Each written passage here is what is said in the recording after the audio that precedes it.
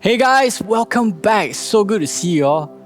Is everyone okay? If you're not okay, just type in the chat below that you're not okay. But you see, when you're not okay, the last thing that we want to do is tell people that you're not okay.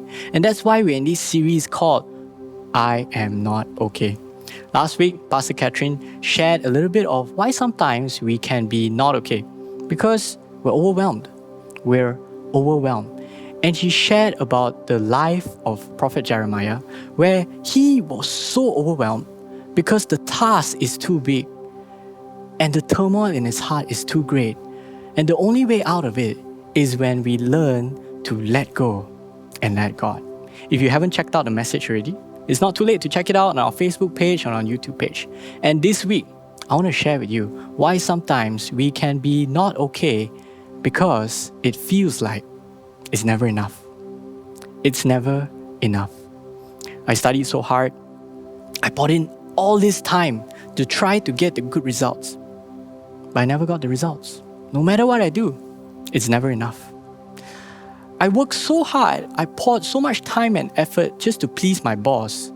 But I didn't get the promotion. No matter what I do, it's never enough. Recently, I was watching this movie. It's called Three Idiots. And it stars Amir Khan. It's an excellent Bollywood movie. It makes you cry, it makes you laugh. And there was this scene where the main character was talking to his professor about how the way he was running the college in such a way where if you're not the best, you're nothing. If you're not the best, you're nothing. And he goes on to say, hey, do you know who's the first man who stepped on the moon? Neil Armstrong. Obviously, everybody knows that. But do you know who's the second man? You see, nobody ever remembers who comes in second place. And maybe that's us. For some of us in our lives, we trained so hard to get to that first place. But in the end, we always end up second place. No matter what I do, it's never enough. I spent so much time perfecting my art and my music. But in the end, I'm still stuck here, not famous. Nobody knows me. No matter what I do, it's never enough. I've tried and tried and tried to the point of frustration because now it feels like desperation.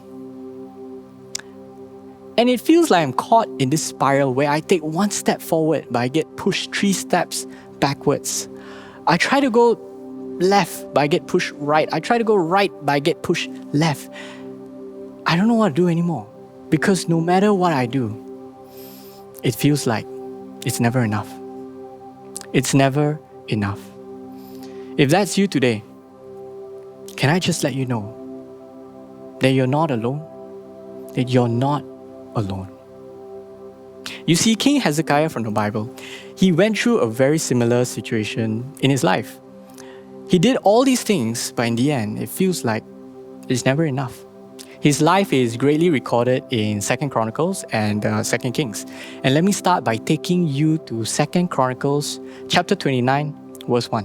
Why don't we just read it together? And it says here, Hezekiah began to reign when he was 25 years old. And he reigned 29 years in Jerusalem. His mother's name was Abijah, the daughter of Zechariah. And he did what was right in the eyes of the Lord according to all that David, his father, had done. Okay, so from this verse alone, you know that Hezekiah is a good king. He was only 25 years old, so young, but he did what was right in the eyes of the Lord.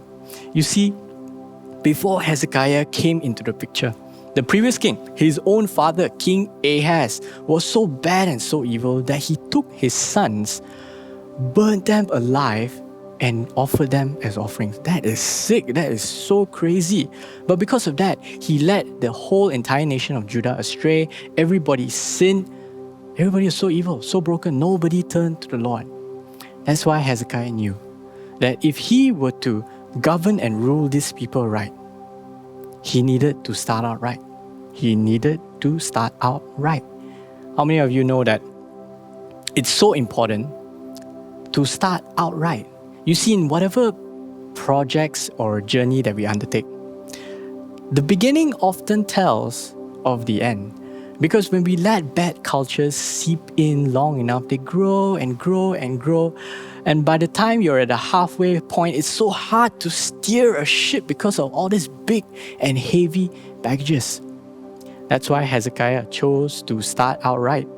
And when you read further, it goes on to say that in the first year of his first month of his reign, Hezekiah went to open the house of the Lord, repaired all the doors, because at the time, you see, nobody wanted to pray in the temple, so the doors were closed. And then he calls all the priests and all the Levites together, consecrate this place, consecrate yourself and this holy place. Carry out all this filth from the house of the Lord. Hezekiah got busy, but not with his own personal affairs, like stamping out his enemies, solidifying his power, because I'm sure he had a lot of things to worry about. Like, hey guys, look at this king. He's only, 25 years old? You think he's fit and wise enough to rule and govern us? I don't think so. He had a lot of things to worry about, but he chose to start out right. He chose to make God's affairs his first priority. I always wondered, why would Hezekiah go to such lengths and to such extent to do whatever he did? It was because in his lifetime, he witnessed the northern kingdom of Israel conquered and exiled by the king of Assyria. And the Bible puts it very simple and very clearly the reason why. It was because Israel turned away from the Lord. They all sinned. They all didn't seek the Lord. And because of that, they were conquered and exiled. That is why Hezekiah knew that if he were to govern and rule these people, he needed to turn these guys back to the Lord. If Judah doesn't change, if they continue to remain where they are, Judah would also be conquered and exiled by Assyria. That is why in the next 3 full-blown chapters of 2 Chronicles chapter 29, chapter 30, chapter 31, Hezekiah goes all out. He pulls out all stops. He institutes great reforms. He cleanses the temple. He removes all the high places. He breaks all the poles of Asherah, destroys all the pillars of Baal. He even rebels against the king of Assyria and chooses not to pay any taxes or serve him. He leads all the people in such a great celebration of the Passover with humility and reverence that the Bible records that there was such great change in the hearts of the people like never before. And all of them turned back to the Lord. Wow.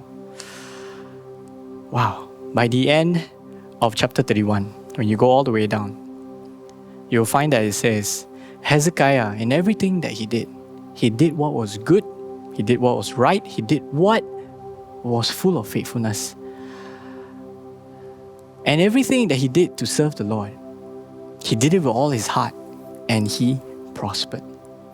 Now at this point, I can probably end my message already because, it's such a sweet and happy ending, like a fairy tale.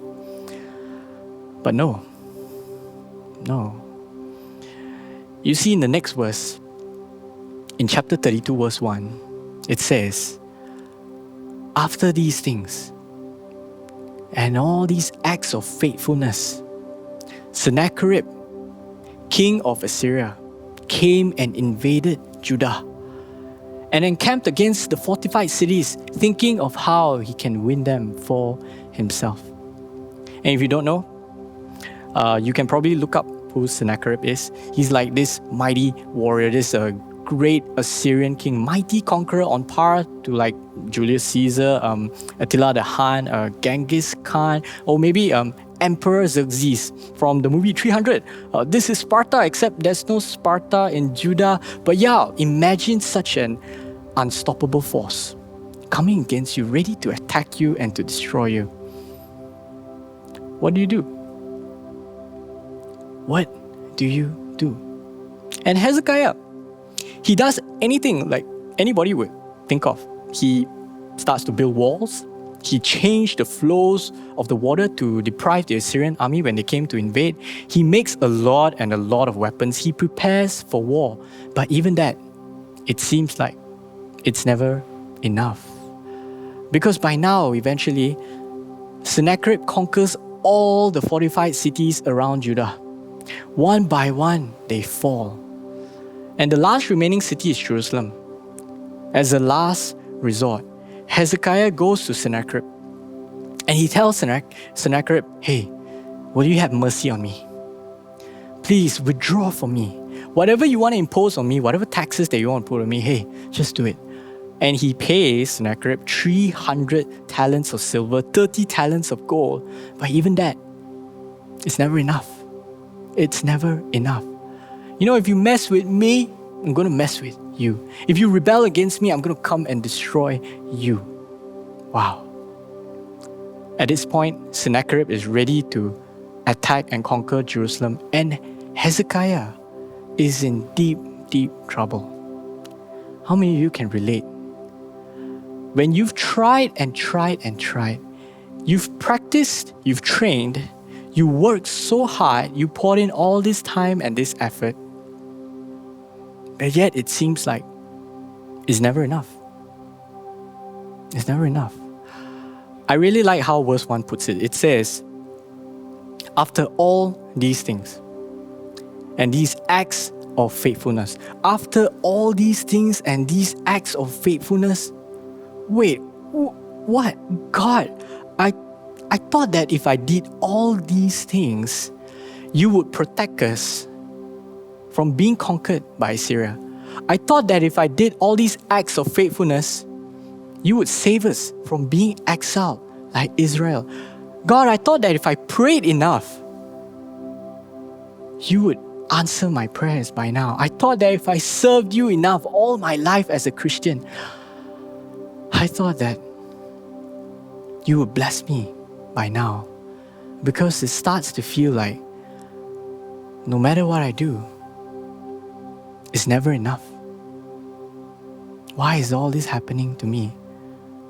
It's never enough. And if that is how you feel right now in this moment, can I invite you to just come before the Lord and just pour out all your emotions, all your frustration, all your anger, all your confusion, and just lay it before the Lord so honestly as we enter this time of worship. Before Sennacherib attacks Jerusalem, he sends his messenger to tell King Hezekiah and the people of Judah, hey guys, don't listen to Hezekiah. He's lying to you. Did he tell you to trust in God, that God will protect you from falling into my hands? Come on guys, no matter what you do, it's never gonna be enough. You see, the enemy knows that what you think up here is so important. That's why if he wins you up here, he knows that he has practically won the war. And so he'll do whatever he can to attack you in your mind so that you will give up. And as you read further, you'll find that he makes two very important statements, two very important lies, and we're going to look at it. The first one is in 2 Kings chapter 18, verse 25. So let's read it together. It says here, moreover, is it without the Lord that I have come up against this place to destroy it? The Lord said, go up against this land and destroy it. Wait, say what? What? God, wait, did you just tell these people what? If God is against us, how are we going to survive this, man? We're never going to survive. And how many of you in this life, you feel like you've tried and tried and tried, and nothing seems to work anymore? It's never enough. And maybe you've come to the point and a place where you have accepted that maybe God doesn't want this for you. Maybe God wants you to face that defeat, that failure, to have that sickness, that disappointment, that setback, that maybe God is working against you. Because you see, that's what the enemy wants to do. He wants to paint you a picture that God is working against you. Because when he does that, it creates a rift and a distance between you and God, so that when you face such a situation, you would run away from God instead of running towards Him. The enemy paints a lie whereby God is working for you, against you. The second lie that he paints is in 2 Kings chapter 18 verse 31. It's just a little bit down. And why don't we read this together? It says, "Do not listen to Hezekiah. For thus says the king of Assyria, make peace with me and come out to me. Then each of you will eat of his own wine and each of his own fig tree, and each of you will drink the water of his own cistern." Your own, or your own. You see what the enemy is doing here? He's trying to get you to give up your position and rely on yourself so that you don't have to rely on God. But is that true? You see, the reason why they're in this situation in the first place is because they relied on their own efforts, their own time spent, their own hard work. And because of that, it will always be never enough. You see a similar situation in the Garden of Eden. What did the serpent say to Adam and Eve? He said, well, guys, if you eat of the fruit in the middle of the garden, you won't certainly die. Because God knows that when you eat of it, your eyes will be open. You will be like God, knowing good and evil. When he says this, he actually tells two things about God. He says, hey, when you eat this fruit, you become like God. God doesn't want you to be like Him. He wants you to hold you back. He tells you that God is working against you. The second thing is, He tells you that, hey, if you eat this fruit, you don't have to rely on God anymore because you'll be like God, knowing good and evil. He tells you that if you rely on yourself, it's okay, it's good enough. But the truth is, can I just tell you that God is working for you, not against you. And if you try to rely on your own self-effort, it will always be never enough. What did Adam and Eve respond to the serpent when the serpent was talking? Well, God didn't really say that, you can't touch this fruit. What did Hezekiah respond to the messenger when the messenger was talking?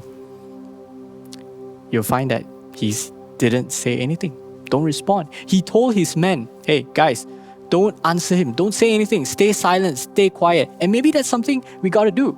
That when we face a situation where the enemy comes and hits you in your mind and says, hey, no matter what you do, how much time you pour into it, it's never going to be enough. Stay silent. Stay quiet. Don't answer the enemy. What? John, what? You think so easy, is it? Just don't say anything. Stay silent. Wow. But look, it doesn't change the situation. They're still in deep trouble. And that's true, you see, because right now the Assyrian army is ready to conquer and attack Jerusalem. And King Hezekiah has no choice but to face reality and give up. But he does one more thing. He does one last thing. And you find this in 2 Kings chapter 19, verse 14 onwards. He receives the letter from the messengers. He reads it. But now he goes to the house of the Lord and he spreads it before the Lord. And then he says, God of Israel, you are enthroned above the cherubim. You alone are God above all the nations of the earth. You made heavens and the earth. Will you incline your ear? Will you listen and will you see that this guy, Sennacherib, is mocking you, Lord? Oh God, please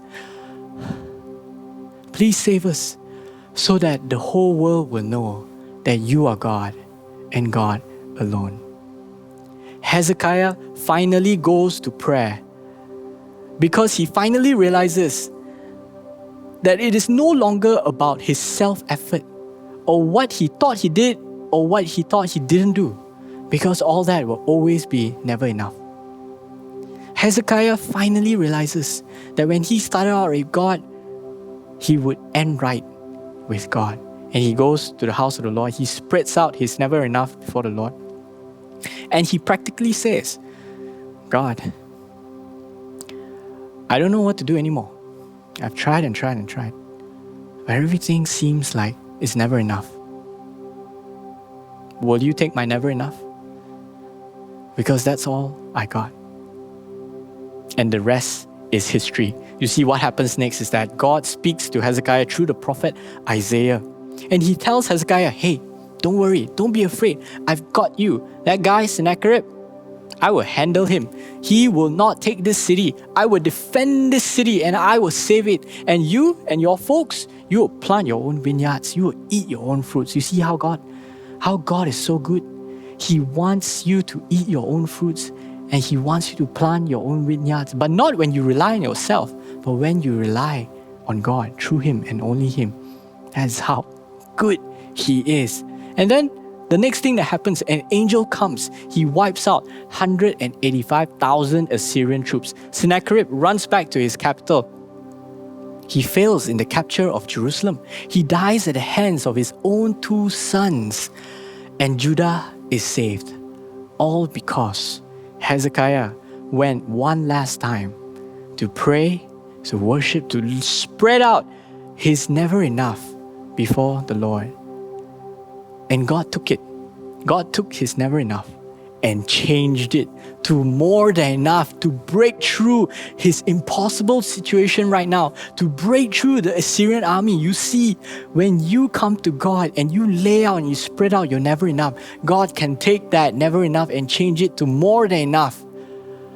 Because that's just how good and awesome and powerful God is. I always wondered, what if Adam and Eve reacted the same way Hezekiah did? You see, when Hezekiah faced Sennacherib, he reacted by praying. When Adam and Eve faced the serpent, they reacted by eating the fruit. They were always in the garden. They had God with them. They could have any conversations with God anytime.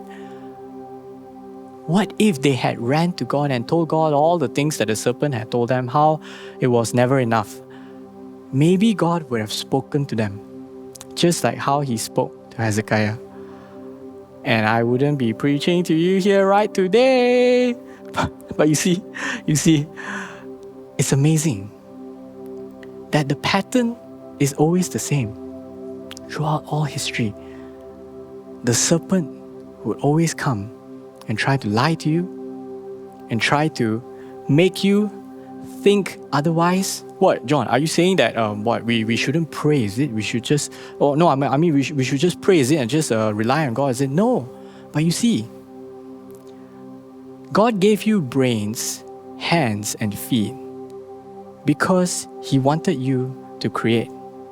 But sometimes in the journey of creating, we become too reliant on our brains, our hands and our feet, and we start to measure how close we are to success by how much time we pour into using our brains and hands and our feet.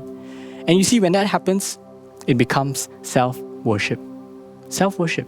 It starts to become about how much I poured into this, how much time I put in, how much I practice, how much I train, how much I prayed, how much I serve you, oh God. It's all about me, and that's own effort. It becomes self-worship.